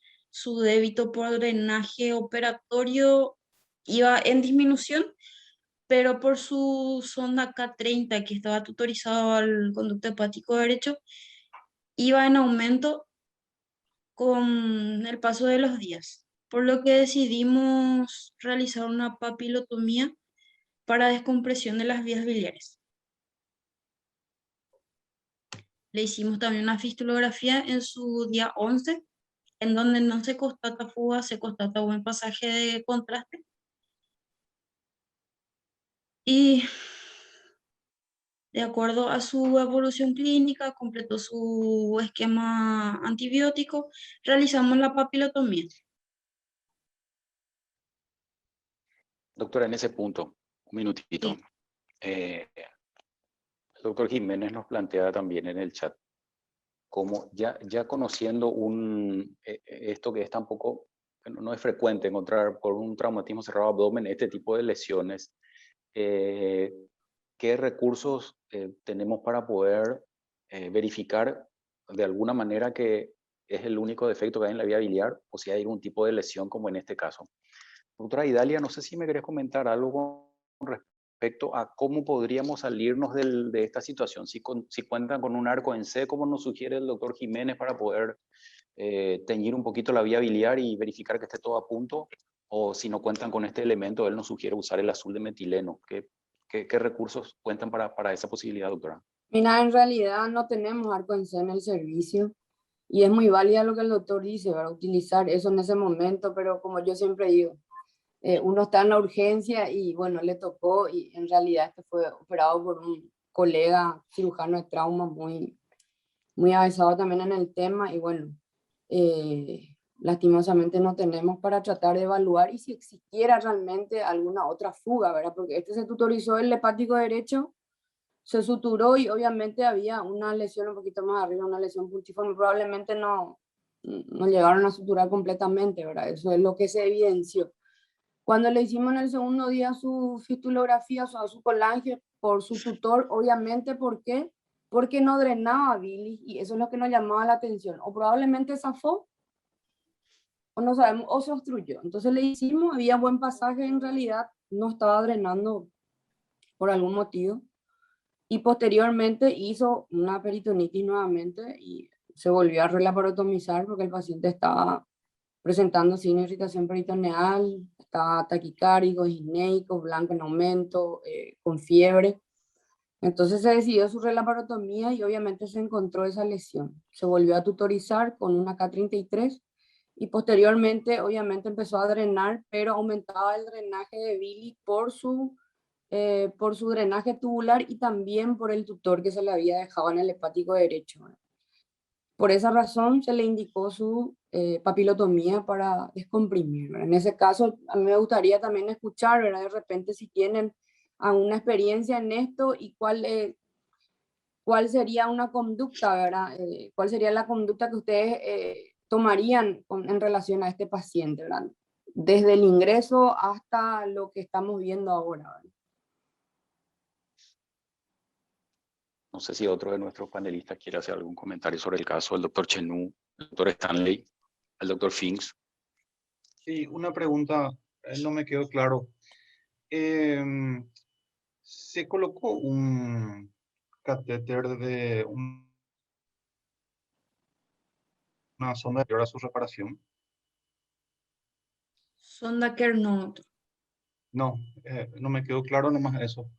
Solamente la cateterización del hepático derecho, ¿verdad? Sí, Sí. Y la lesión era en la confluencia, tengo entendido, o afectaba la confluencia. era a nivel de la confluencia.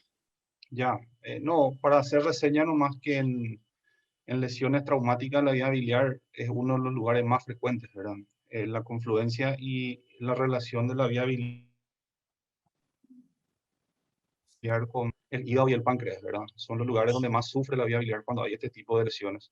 Tengo entendido que fue un choque y luego el vehículo le arrolló. Sí, un arrollamiento. Claro, bueno, y ahí se completa, ¿verdad?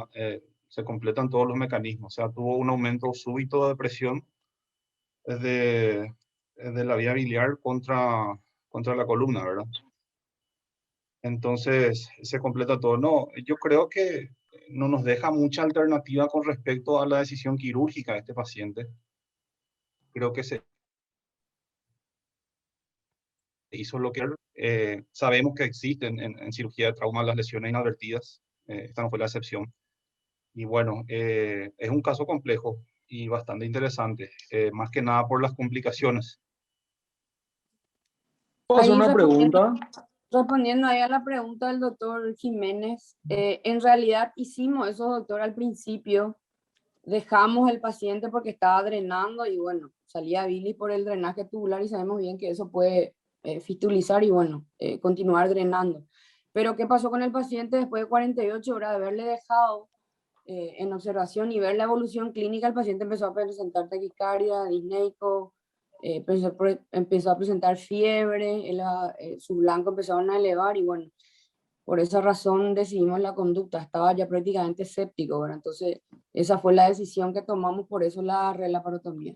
Pero totalmente de acuerdo, si el paciente está estable, sin signo de irritación peritoneal, no me preocupa tanto también que vaya drenando bilis por el drenaje, ¿verdad? ¿Puedo hacer una pregunta? Sí, adelante. ¿Este paciente a qué hora se operó? Se operó más o menos 24 horas post-trauma, doctor. No, ¿a qué hora del día se operó? O sea, ¿se operó de mañana, de tarde, de noche, de De madrugada? noche, a las De noche. 8 de la noche más o menos. Ok. Hago la pregunta ¿por qué? Porque todas las opciones que se están leyendo y que se está preguntando son válidas. La de la CEPRE, la de tubo de Kerr, la del azul de metileno, pero hay que estar, creo que en la cancha en ese momento que está rota la vía biliar con un trauma abdominal y saber definir qué conducta tomar, ¿verdad? Yo creo que la conducta que se tomó me parece que está bien. Hay que también ver los recursos que tiene cada uno para poder determinar qué hacer. Eso nomás, porque las conductas están súper bien, ¿verdad? Solamente que creo que habría que ponerse en el contexto del cirujano en ese momento. Suturar la vía biliar a las 10 de la noche no es cosa fácil, y más todavía si no tenés todos los recursos, ¿verdad? Yo creo que, bueno, como dijo la autora después, que se contemporizó hasta que se pudo y después se volvió a relaparatomizar porque el paciente no presentaba mejoría. Si el paciente hoy está vivo, creo que está súper, me parece.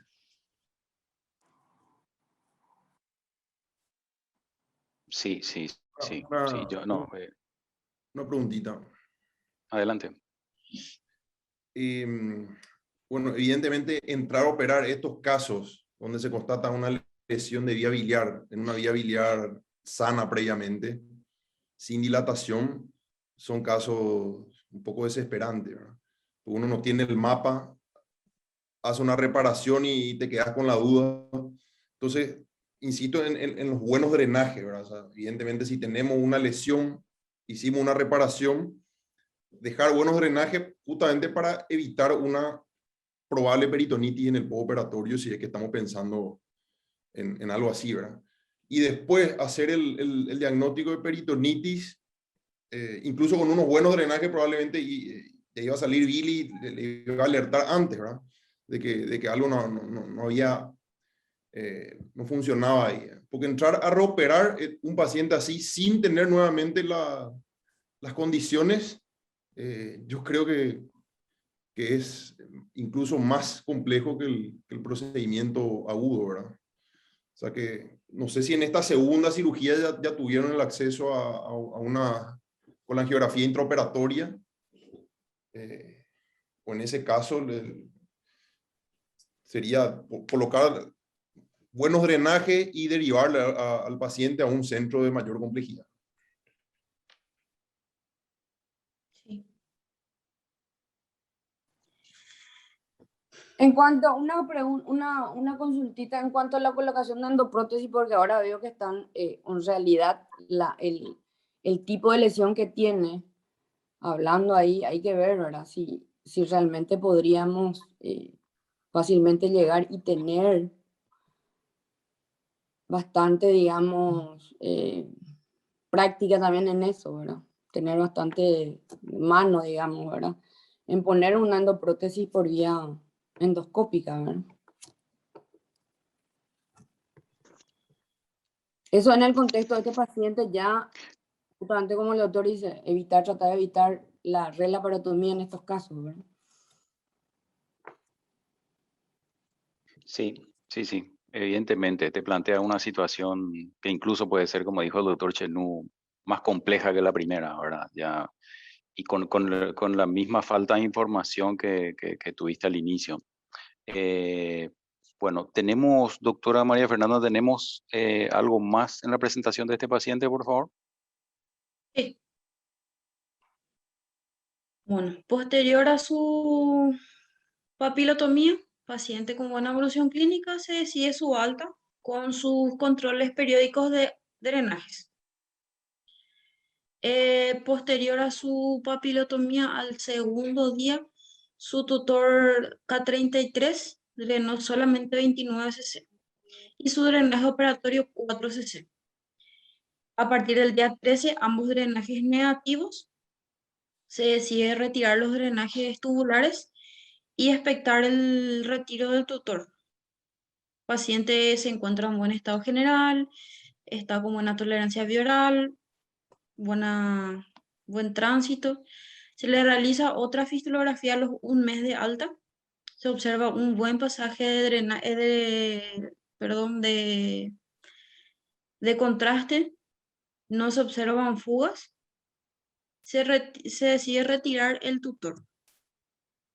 El paciente actualmente está en buen estado general, no tiene historia de picos febriles, está con buena tolerancia de vía oral, sin dolor, con buena catarsis, con coloración normal, está sin complicaciones inmediatas.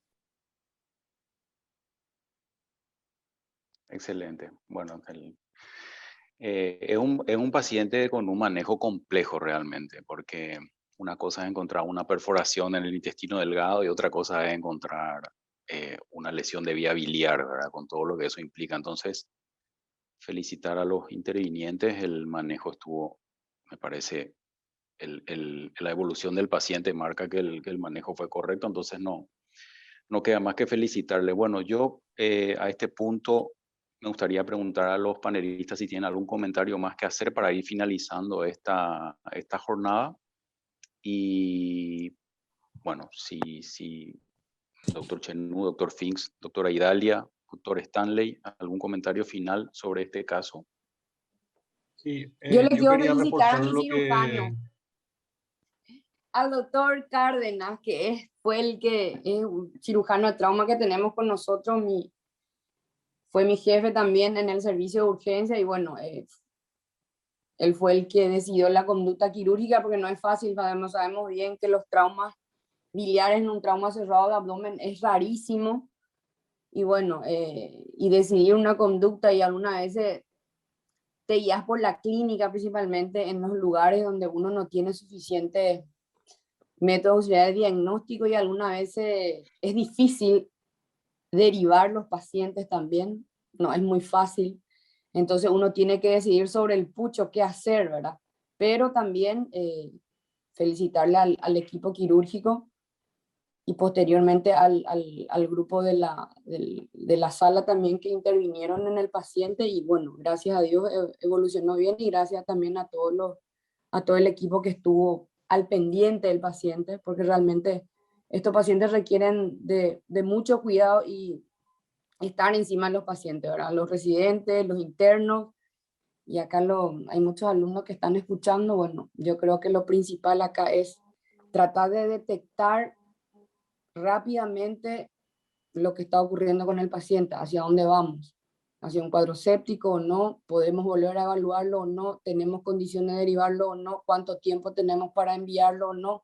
Bueno, todos esos puntos que hay que ir puliendo un poco más y bueno, y discutir, ¿verdad? Gracias, doctora.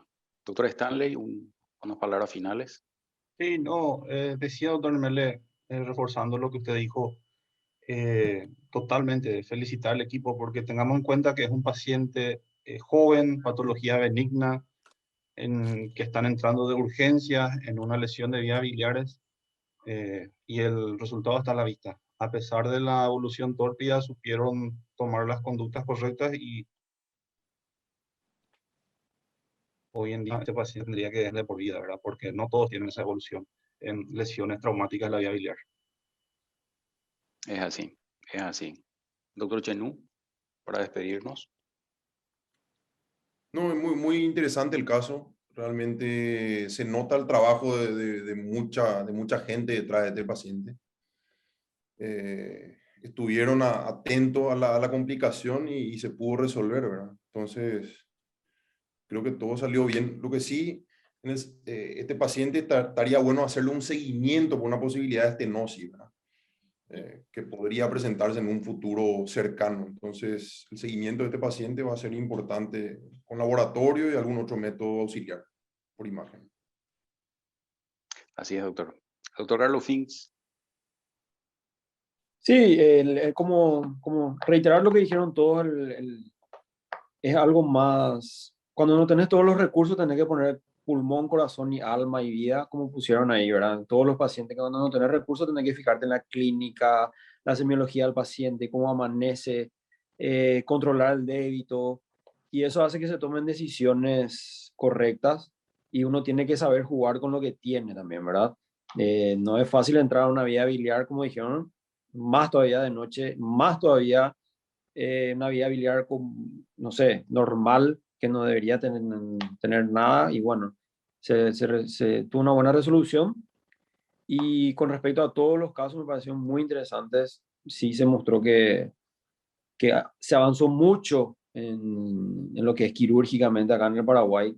Ya antes con una tomografía y una ecografía ya entrábamos a operar, hoy ya se plantean que endoscopía, que drenaje, que todos los tipos de estudios que antes por nosotros solamente por libro podíamos acceder. Yo creo que hoy están, por más que estén difícil acceso, pero ya están disponibles. Gracias, Carlos. Bueno, yo creo que esta modalidad es muy interesante.